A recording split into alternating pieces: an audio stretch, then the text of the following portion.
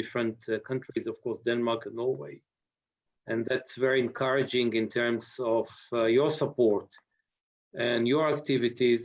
And I think it's very meaningful what you are doing on, on a daily basis in terms of spreading the truth to different audiences in your countries. It's tremendously important.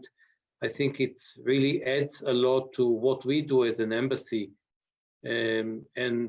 More than ever, I think it's needed because the issues that we are dealing with are very complex. I think, Rika, with your permission, I would like to relate to 3 issues. I'll try to be as brief as possible and then open it up for questions because I think it's more difficult to listen to a lengthy briefing through Zoom. So I'll try to be very concise on some of the elements. The 3 issues that I would like to talk about, number 1 is Israel and Denmark, the current relationship, where we are, what is expected of the relations in the near future, and then a little bit about the activities of the embassy in these challenging times for all of us, when we are basically denied the opportunity to meet with large audiences. And that's something that I personally miss very much, to go out all over Denmark and meet with people on their own locations. And that is very much, of course, much more difficult.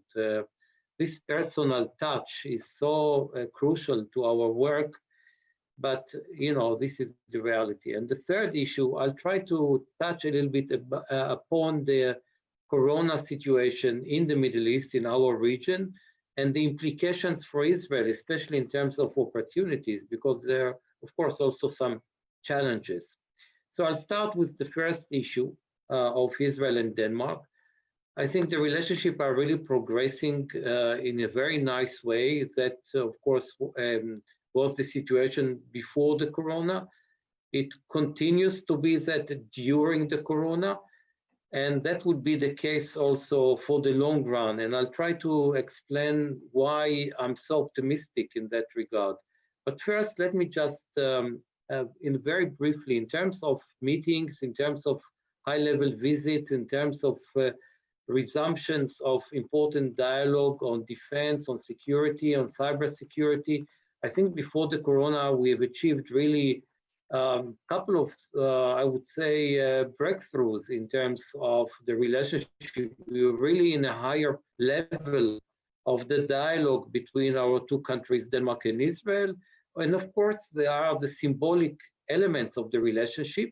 In 2018, President Rivlin came here to commemorate the rescue, the 75th anniversary of the rescue of Danish Jews. Then the former Prime Minister of Denmark was heavily personally involved in this visit. It was very important for him personally. And in that regard, I think it was a very successful journey of our president, and it really highlighted again, I think, the symbolic background, the historical background of the relationship between Israel, Jews, and Denmark, with this exceptional element of the rescue in 1943. But at the same time, but I think we see a clear continuation when it comes to the new Prime Minister, Mette Frederiksen, when she came to Israel in the beginning of this year in January to commemorate the liberation of Auschwitz, the 75th anniversary. And I think more important than just the visit, it was very important what she said prior to her visit in an interview, lengthy interview that she gave to Politiken. And she talked without any political correctness about the sources of anti-Semitism. And she was very clear on the issue. She said, yes, anti-Semitism comes from the far right, it comes from Muslim circles, and it also comes from the far left. I don't think the far left in Denmark appreciated it, but I think it was very important to hear those analysis, the truth from the Prime Minister.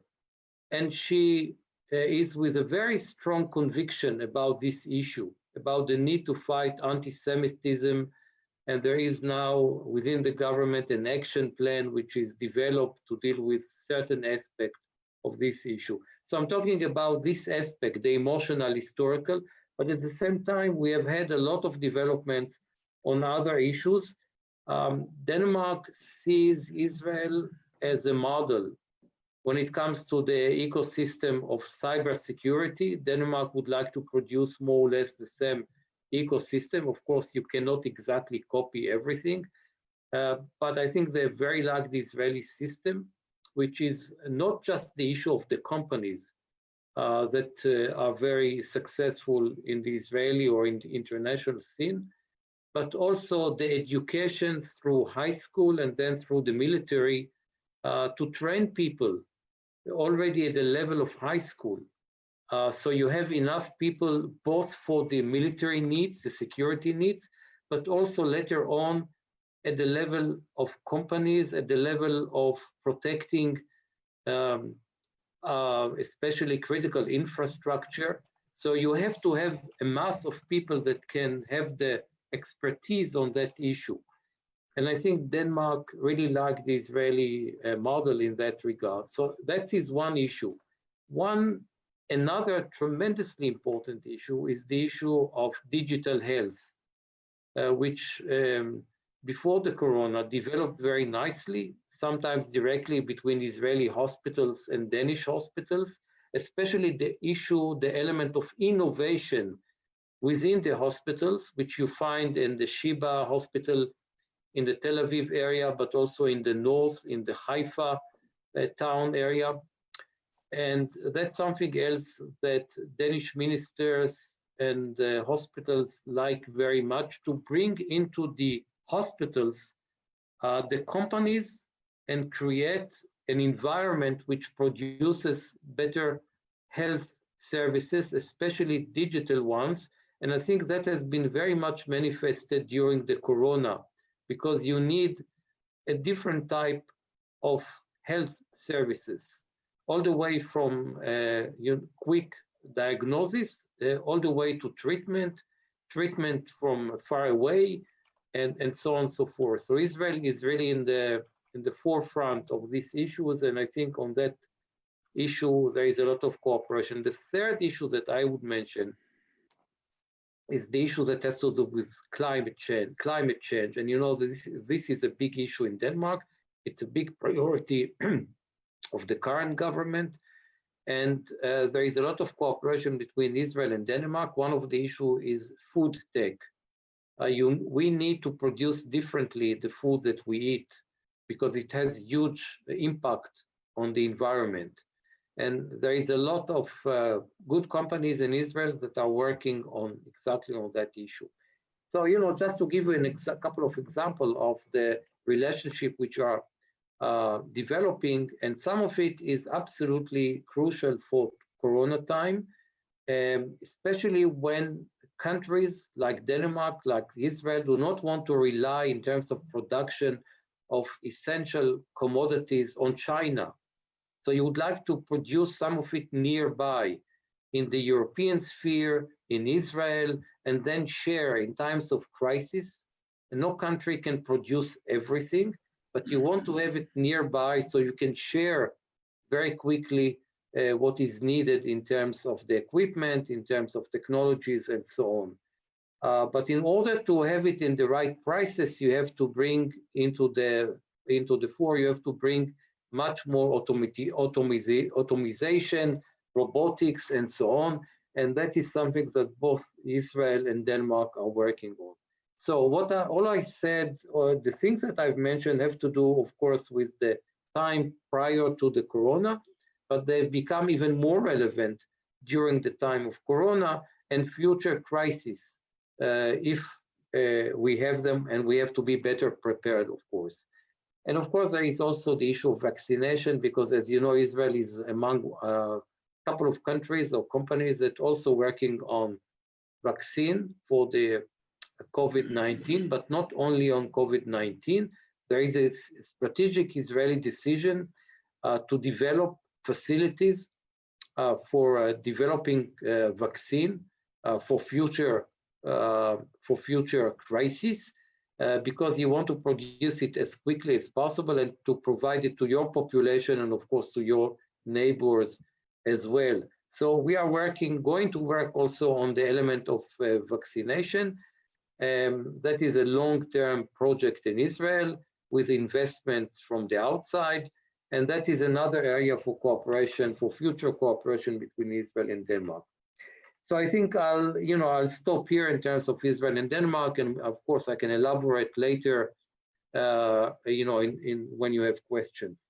When it comes to how we work under the conditions of Corona, where we use exactly like you the platform of Zoom and other platforms like that to be in constant connection with our headquarters in Jerusalem, but also with companies here in Denmark, with our colleagues in different ministries, even though we can also visit them physically. The real challenge is, of course, delegations. And we were supposed to have many delegations, business and so on this year. And of course, all of that has been canceled, unfortunately. And that is very frustrating because I don't see it happening anytime soon, unfortunately, maybe at some point in 2021. And that is one of the most important tools to advance relationship. Delegations coming and going. Whenever they go to Israel, they are immensely impressed with the technologies, with the vibrant society, with culture, and they come back, and I don't exaggerate, they come back to Denmark really empowered with what they see in Israel, the level of innovation, the level of the strength of the ecosystem between the government, the private sector, the universities, the younger generation of Israel, Tel Aviv as a hub for innovation, but also Jerusalem and other parts of Israel. So we are missing very much this part, and it's very hard to bridge on this gap.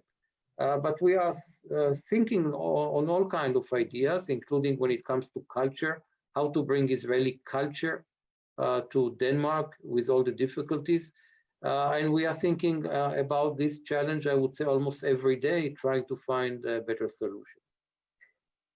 The third issue that I would like to talk about is, of course, the what's going on in our region. And I would go a little bit back here to this first element that I talked about, the element of close relationship between Israel and Denmark. And yes, there are interests. There is the historical dimension, the emotional dimension, but at the same time, there is very close, similar assessments of the Danish establishment when it comes to how we see the region in the Middle East and how we see the global map. And I think when it comes to these similar assessments, and I'll elaborate on some of them, that makes us talking basically the same language in terms of addressing the big challenges, the global and the regional. And the Danish assessment of what's going on in the region is very simple. I think that has developed since 2011 and then 2015 with the refugees coming to Europe from Iraq, from Syria, of course, other places. And the basic element there is that the real problems of the Middle East are stemming from the political, social conditions of the Arab Muslim societies. And in that regard, the Israeli-Palestinian conflict is one of many other issues that, yes, has to be resolved, has to be mitigated, but it's not the major, it's not the driver of the instability in the region. The real driver is the inability of non-democratic countries to provide for the basic needs of their societies in terms of the economy, in terms of providing for the young generation jobs and so on. in terms of suffocating the political sphere for new powers, for openness to emerge in these countries. And as a result of all of that, you have Sunni radicalism, you have Shia radicalism, you have Sunnis fighting Sunnis, you have Sunnis fighting Shiites, without any connection to the conflict between Israel and Israelis and Palestinians. And the second element in this assessment is that this sad reality is going to be with us for a long, long, long period of time.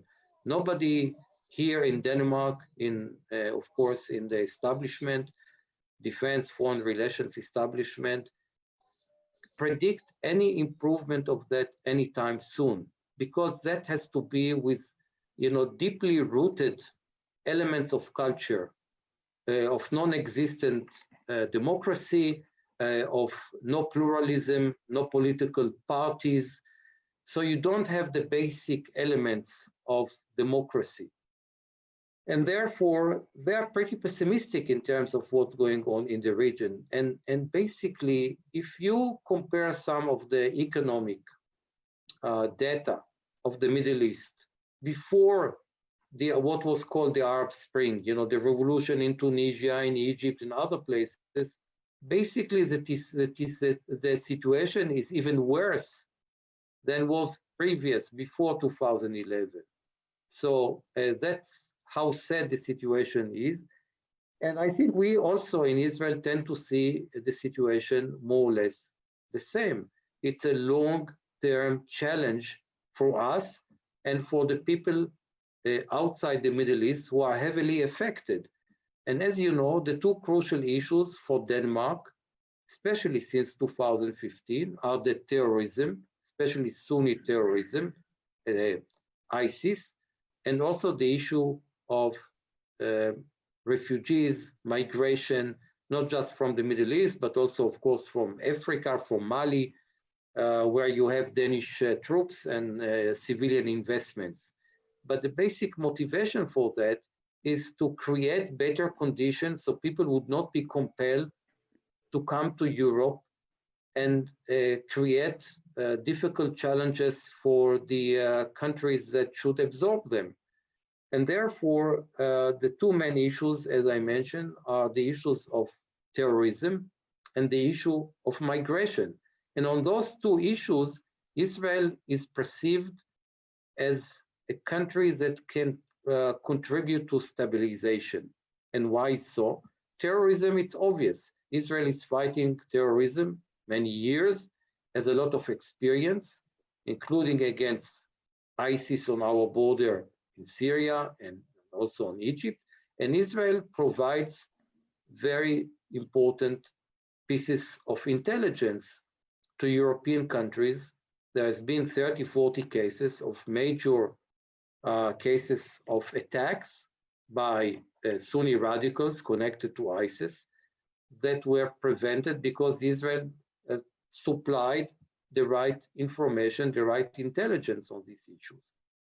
And the second element that Israel is a stabilizer is the Israeli technologies that has to do with water, has to do with areas of desert, has to do with agriculture, how to produce more under difficult situation of very hot weather, not enough water, the elements of desalination. Israel is better prepared in terms of climate change, and our region, the Middle East, is warming up about 1.5 times more than other regions in Europe and so on. And therefore, we in Israel have to produce very quickly technologies that have to do with the impact of climate change. And that is very useful at the end of the day, also to stabilize Jordan, Egypt, maybe in the future also Syria.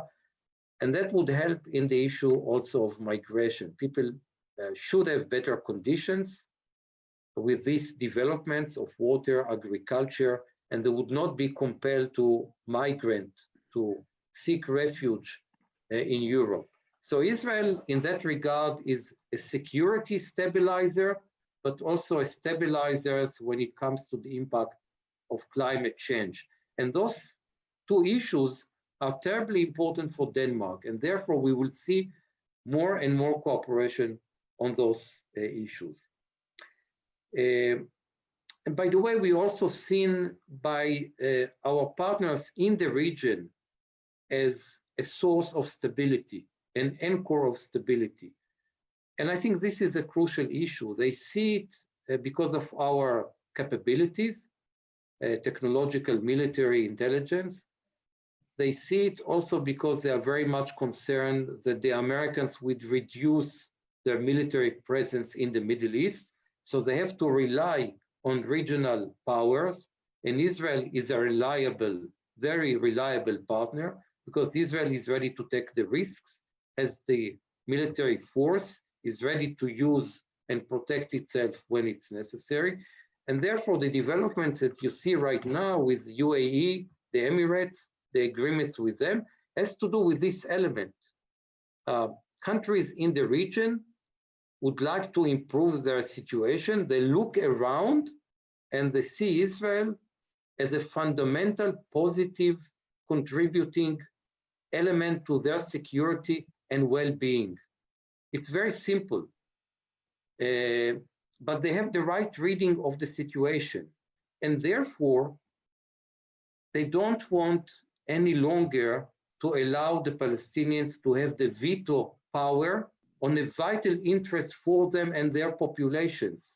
They don't want the Palestinians to block this cooperation, because this cooperation is benefiting first and foremost their own population. And therefore, what you have seen with UAE, I think you'll see probably with other countries. You know that Pompeo is now traveling, the Secretary of State is traveling in the region. He was in Israel, he was in Sudan, he's now in Bahrain.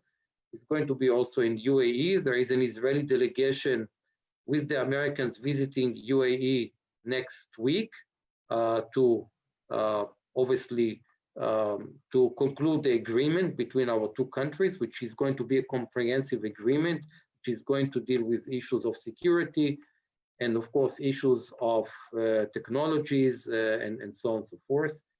And therefore, and I think important element here, which has to do more with the EU. Remember the whole discussion about annexation and so on. A European will punish Israel if Israel annexes and so on. They were in the process of producing a menu of punishments for Israel. But what happened in reality was a creative diplomacy that Europe didn't have. And the creative diplomacy was, on the one hand, the Emirates that wanted an agreement and normalization, and the Americans that can bring us and them together because they have good relationship with our two countries and they have deep interest in the region. So there is give and take in that regard. Whereas the Europeans would like to use only sticks. They talk about diplomacy, but in essence, they're denying themselves the tools of diplomacy, because at the end of the day, diplomacy is give and take. But if we hear from the Europeans only punishment, punishment, and punishment, they become irrelevant. And indeed, in this process, they become completely out of the picture, completely irrelevant. The game was between the Arabs, the Sunni Arab moderates, Israel, and the Americans. And the Europeans are left out of the picture. So I think now it's their choice if they want to be part of it or remain on the sideline of it. And if they want to create momentum with the Palestinians, this is exactly the way to go. To demonstrate to the Palestinians, look guys, what you have been doing for so many years, trying to create pressure from the Arabs on Israel, use your veto power, it simply doesn't work. But they have to hear it also from the Europeans, because they all the time rely, we will get support from the UN, we will get support from the Europeans, we don't have to do anything, they will deliver Israel for us.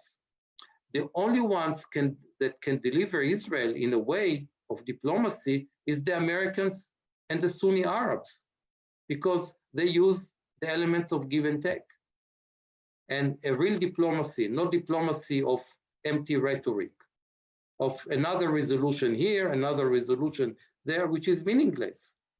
And I think that is a good demonstration of creative diplomacy, and I wish that the EU would adopt this kind of diplomacy.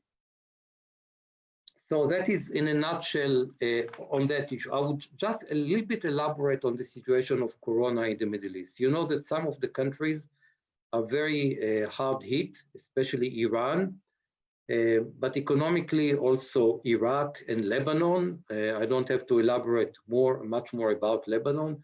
Minus 10% in terms of their growth this year, which is predicted. Same applies to Iraq. Iran in a very difficult shape economically. And there is no regional mechanism as you have in Europe. Or what happened in Europe at some point, the EU was lagging behind, but at some point, you know, they produced this enormous package to support Italy and Spain and other countries with a green economy element of billions and billions of euros.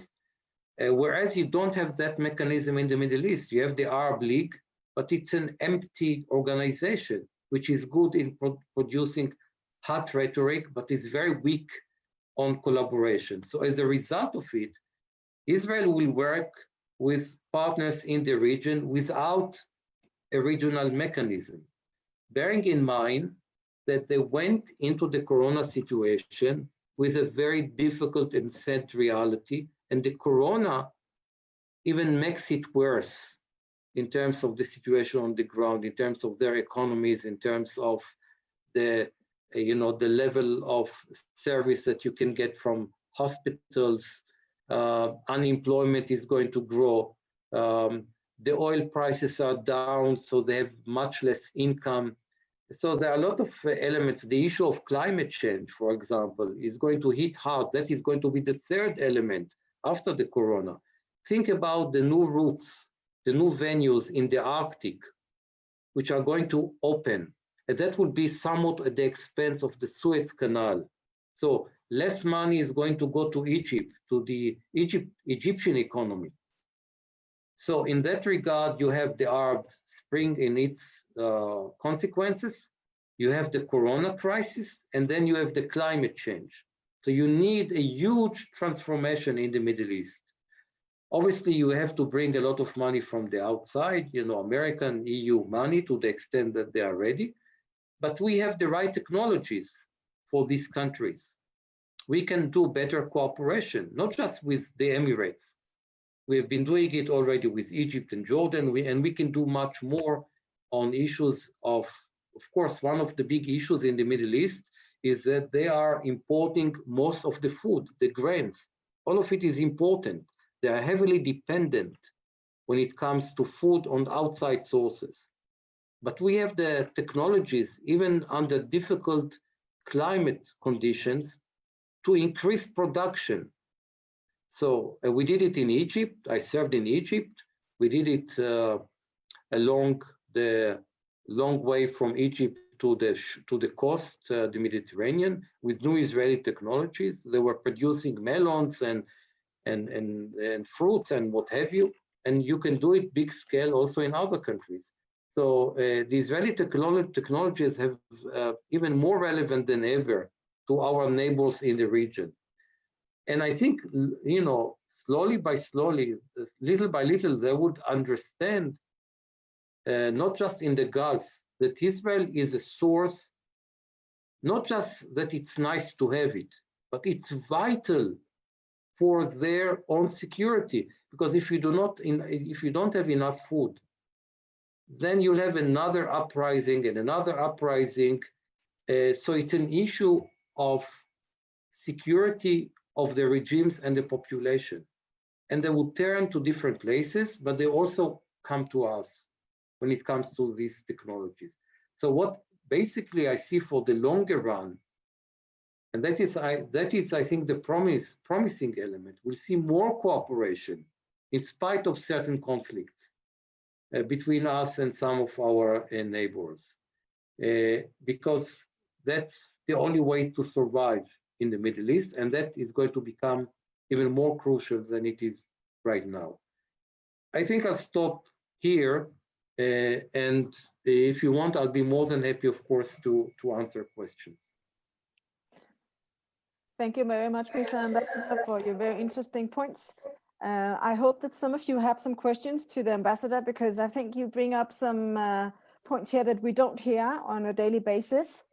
I think that Rolf had a question for you. Rolf, are you there? Yes, I am. Please. Thank you, Ambassador. I think that having listened to you, I think that you have an easier job in Denmark than Alan Roth has in Norway. But I have some questions, some domestic questions regarding Denmark, and a question about the last that you mentioned, partly because I am half Danish and I have family in Denmark. And I know that since you're very impressed by the Danish Prime Minister and her straightforward talk, then I'm sure that you know that the Danish Jews have large problems about circumcision and kashrut. So I wonder if you have had any chance of improving the situation. For the one thing is the Jews in Israel, but of course for us the Jews in Denmark is also very important. And as I said, I hope that maybe the new Danish government would scrap all the resistance they have had in the parliament towards circumcision and the problems with kashrut. That's one question I have. And then turning to the Middle East and the pragmatic realpolitik that you see at the moment. You mentioned first and foremost that you've had problems with terrorism. And then you said the terrorism from the Sunnis, IS, etc. And now, of course, Israel is moving along, making peace treaties with all the Sunni countries. I know it from the pragmatic and realpolitik point of view. It's the only right thing to do, but and that the Shia terrorism is not very good either. But don't you see? I mean, it's some camels one has to swallow. Those were my two questions. Thank you very much, and I appreciate, and I think you have a very capable ambassador, Mr. Ambassador Roth, who is very capable of dealing with challenges in Norway. I would say one word about the issue of circumcision, because it keeps coming up again and again, sometimes with, now, for example, with a certain politician who's looking for an agenda to survive, and unfortunately he's using that element. I think it's ugly politics, and I don't mind if you quote me on that. You know, people should be much more sensitive to these issues of belief and religion of hundreds and thousands of years. I think the government, and I think I'll mention again the Prime Minister here, Mette Frederiksen. I think her position on that issue is a very strong position. She is absolutely against the ban on circumcision. I like when she referred, it was a video a couple of days ago, I think, that she released. And she talked about Denmark as, I'm not sure I'm translating it exactly to English, but something like, you know, Denmark as a small country with big community, the element of solidarity of community and so on. And I think that also applies very much to Israel, small country, even smaller geographically from Denmark compared to Denmark, but with big community in the sense of, with all the differences in Israel, you know, secular, religious, this and then, but there is a basic solidarity. But one of the elements of solidarity, I think, in Denmark is the element of looking at the Jewish minority as part and parcel of the Danish society. and you have obligations, because the Jews in Denmark are maybe the best example of integration into society. So instead of making it an example, there are all kinds of people who would like to use it to take the issue of circumcision from different motives and to ruin the relationship between Jews in Denmark and the rest of the population. And another element here, which I think obviously the Prime Minister and her Social Democratic Party and also the Liberal Party, Venstre, the leadership, I think understand very well. The issue is not just a domestic Danish issue. It has to do with Israel, it has to do with the United States. The US also has a position on religious freedoms, and they see it as an issue of religious freedom. If you try to block something like that because different issues. So therefore, and I think they, the responsible people in the Danish political map do understand it. But of course, I really think that the Jewish community here in Denmark, they have the right channels. They talk to people. I'm sure they can deal with it. But of course, we are fully supportive that effort, and we are not shy in terms of providing our position on this issue. By the way, also our American friends, I'm talking about the embassy and the ambassador here in Denmark, they have the same position, strong position on this issue. So I don't think that the Jewish community here is alone in this unfortunate struggle to maintain their rights against people who would like to play all kinds of political games, which, as I said, I think it's a very ugly game. Nobody would like to, some of them do it because they don't like Muslims, some of them don't do it because of other reasons. It doesn't matter. It shouldn't be an issue. You can discuss it. Of course, it's a free country, it's a free society. Things can be discussed, but it's another thing to go to parliament and to impose it as a legislation. You're crossing a red line, and I don't think Denmark would like to be the first country in the world that bans circumcision. And I think the leadership here understands it. I think the issue of kashrut is more complex. I'm not sure I'm knowledgeable enough about that issue. There is kosher food in Denmark, as you know, could be brought from outside. There is no Jewish halachic slaughtering here in Denmark because it's banned. It's also happening in other places in Europe. So we have to watch an eye on this issue because otherwise Jews would not be able to, to live in Europe. And I think Europeans should understand, the historical dimension of that after the atrocities of the Holocaust. People are really out of their mind. Do they want again a situation in which Jews cannot have their own life on the European soil with this very troubling history, troubled history? So, we also very much involved with Jewish organizations. Also, by the way, Jewish organizations from the United States, they're also playing a role in all of that. So hopefully we'll be successful in that effort. About the issue of radical terror from the Sunnis. Unfortunately, I think this dimension, even if we have war agreements with countries in the Middle East, the issue will be there. We see that ISIS is regrouping in Syria and Iraq.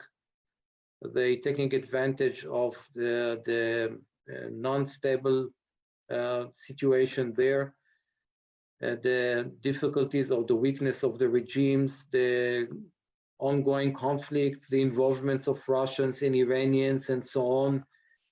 And therefore, unfortunately, the problem will be with us for a long period of time, and it might also have impact on Europe, not only in our region, because ISIS and also Al-Qaeda trying to revive also outside the Middle East, in Africa, in the Sahel area, in Mali, and of course in Asia, in a couple of places.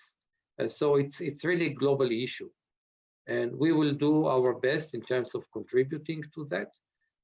But I would say, I would emphasize one element here.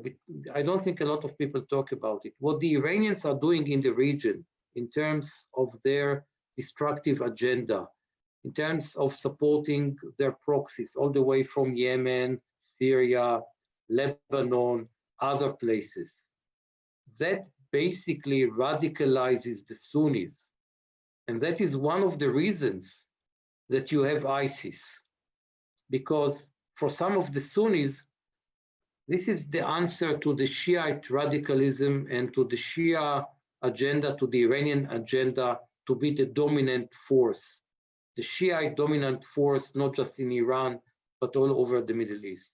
So if you do not roll back the Iranian influence, it will be much more difficult to defeat ISIS, other than the issues of stability and economic development and so on. Therefore, it's crucial.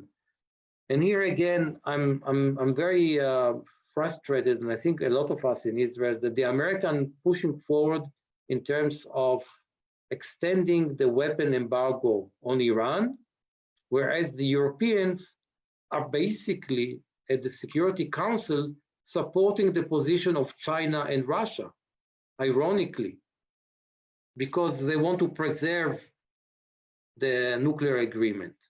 But the nuclear agreement is already violated by Iran before the Americans decided to withdraw from that agreement. They violated the element of weapon embargo before Trump made his move. They're exporting weapons to Hezbollah, to other organizations, Shiite organization in Iraq, and so on and so forth. And the Europeans had a long period of time since the beginning of the year to deal more effectively with the issue of extending the embargo, the weapon embargo. Now they're saying to the Americans, oh, no, don't do that. We will use diplomacy. But it's going to go to expire in October. So how diplomacy is going to help here? They should have been doing all of that a year or 2 years ago. So here again, I see the weakness of the European power, the readiness to stand against Iran on those issues. And I think now, I mentioned the issue of the difficulties of Iran under Corona, under the mismanagement of their economy. This is the time to put maximum pressure on them and get hopefully more results in terms of what we would like to do of rolling back their influence. So I think that's the way I think we look at it. Again, we see the Americans are ready to take it to the right place, but we don't see the Europeans coming together, even if they don't necessarily like Mr. Trump. But it's a bigger issue that Trump or not Trump in that regard. It's a basic element of stabilizing the Middle East and preserving also European, not just Israeli, interest in the region and outside the region. Thank you very much. Very convincing, and I'm very happy to hear. I tend to agree. Thank you. Thank you. Thank you, Rolf. Thank you, Mr. Ambassador, for the interesting answer. I have a question for you. I saw some time ago you had a post on Facebook regarding the appointment of the Knesset member, Yair Golan, as chairman of the Knesset Friendship Group with Denmark. Can you tell a bit more about that? Sure. I think we are very happy that we keep the tradition that we have friendship group in the Knesset with Denmark. That has been the tradition for many years. And now we have, I think, an excellent member of Knesset, Yair Golan, who has, as you know, he was the deputy chief of staff of the IDF, of the Israeli Defense Forces. He comes from a political party on the left side of the political map, but I don't think that's really important. I think the real issue is really that he is very much motivated to make his best to promote the relationship with Denmark and Israel. He already met with the Danish ambassador a couple of days ago, and I think they agreed on a couple of issues that they would like to work together on in terms of advancing the relationship. One of them is climate change. There are other issues that have to do with terrorism and, of course, security issues. So I think it's a very solid foundation for cooperation between the group, the parliamentarian group in Israel, and of course the parliament and member of parliament here in Denmark. He would like very much to come and visit. Of course, now it's not going to happen anytime soon, but hopefully next year. And I think he has a real authority to talk about a really whole range of issues of major importance for both Israel and Denmark. As I mentioned, he's a general, retired general from the military. He knows all about the issues that are of concern also for Denmark, the elements of hybrid, what is called hybrid warfare, asymmetric warfare, anti-terrorism, cyber, and so on. So I think in that regard, he can really make a very important contribution. I've been in touch with him. Hopefully I'll meet with him when I'm in Israel in the next 2 weeks. And we would be able to produce a good visit for him when he comes to Denmark, not just in parliament, but also outside parliament, including with some, of course, political parties, but also with business, with security, academia, and so on and so forth. Culture is very much also in terms of culture. So I think I'm very happy about the choice. I think it's an excellent choice for both Israel and Denmark. Okay, that sounds very interesting. We have a question from someone here about BDS, but I was only told it was about BDS. It's from Yachiela. Do you have something to say about the BDS movement in Denmark? Well, I don't think, as you know, I served in Sweden. I think compared to Sweden, it's less impressive, let's put it this way. I don't think it's a major issue here in Denmark. Of course, we have to follow it. We have to counter it when it happens. And I think especially we have to educate people. I'm not sure we have terribly successful yet in that regard, because people think that BDS, oh, okay, you don't buy certain products from settlements. It's kind of as if it's a legitimate, agenda. Whereas the foundation of the BDS movement, we all know, is basically against the existence of Israel. It's not the issue of, what they call occupation or settlements. It's much broader than that. And therefore, I think we have to better educate people about this dimension of the activities of this movement. I think they are less active during Corona time compared to before. I don't want to belittle it. I don't want to completely dismiss it. I think we have to keep an eye, because sometimes what you don't see, you don't really know that is going on. You see people who come and demonstrate. That is easy. You can understand what's going on, but what's going on under the surface, and I'm not sure we know enough in that regard. So I think we need to be watchful of that.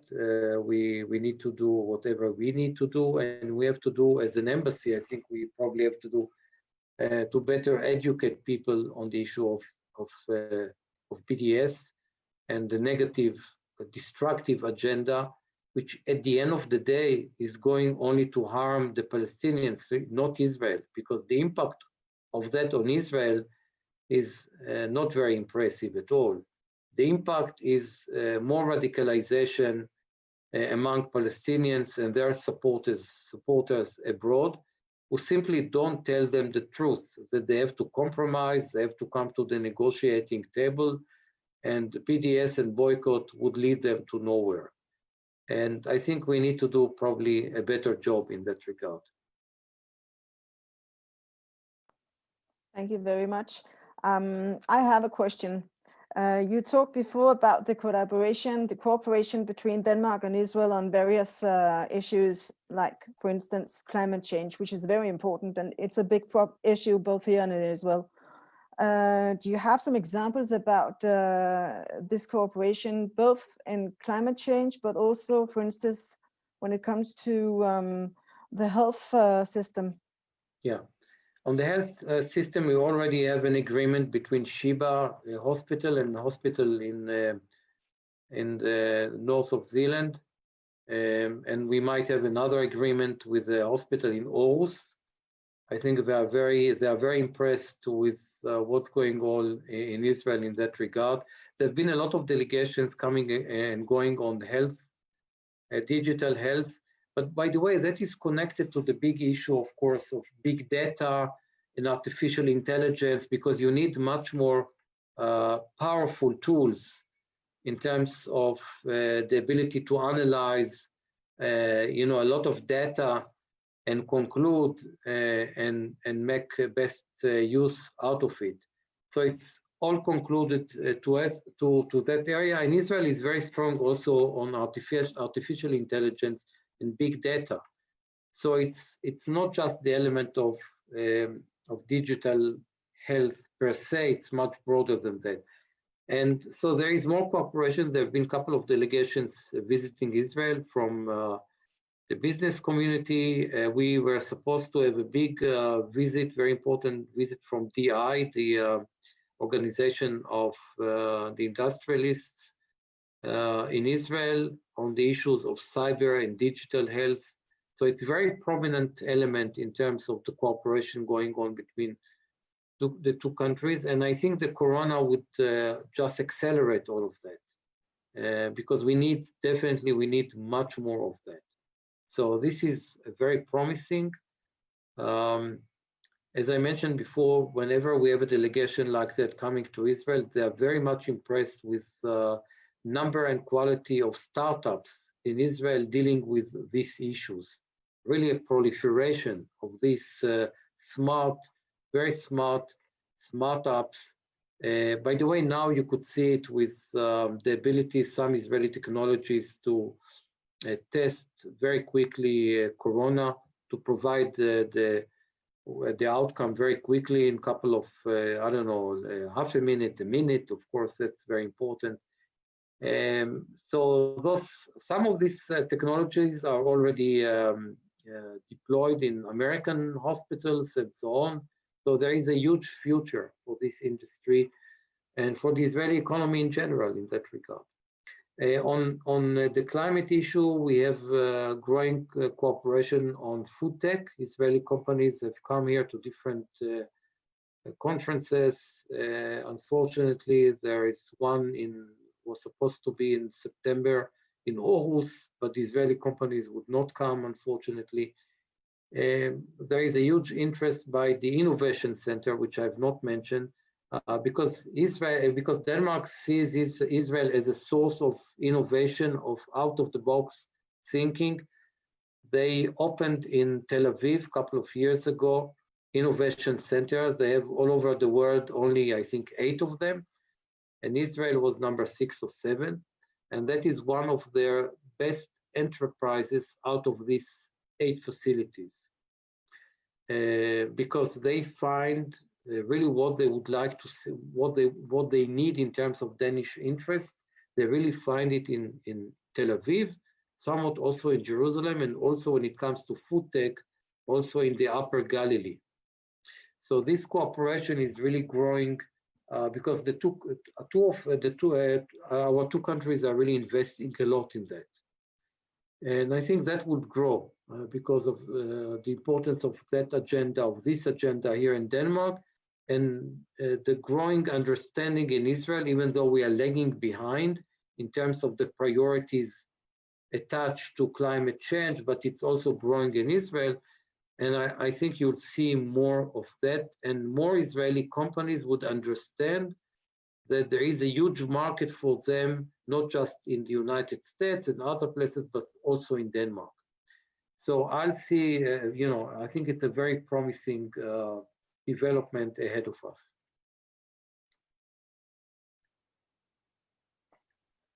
Thank you very much for the answer. I have two questions for you, which I got in on a message. The first one is from Anas, who asks, how is the situation in Sderot, for example, regarding attacks from Gaza?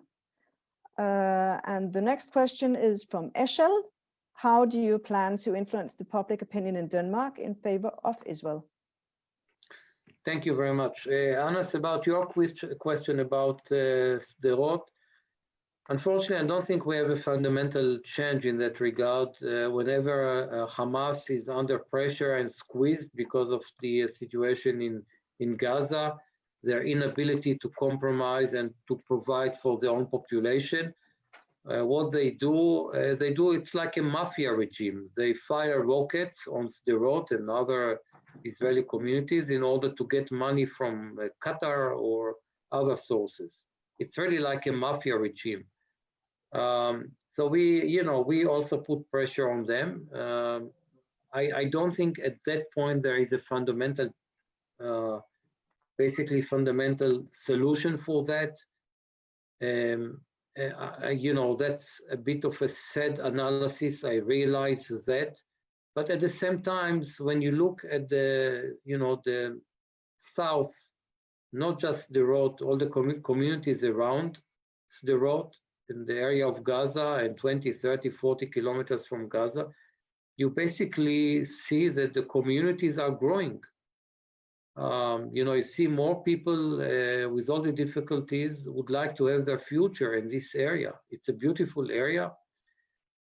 And so whatever I think Hamas is doing is not really deterring Israelis from having as much as normal life as possible with all the enormous difficulties. I think we're trying to put pressure on Hamas from different places, also when it comes to their relationship with Turkey. I don't know if there have been a couple of pieces of information that Turkey now is providing to Hamas operatives, terror operatives. They're providing them Turkish citizenship and passports.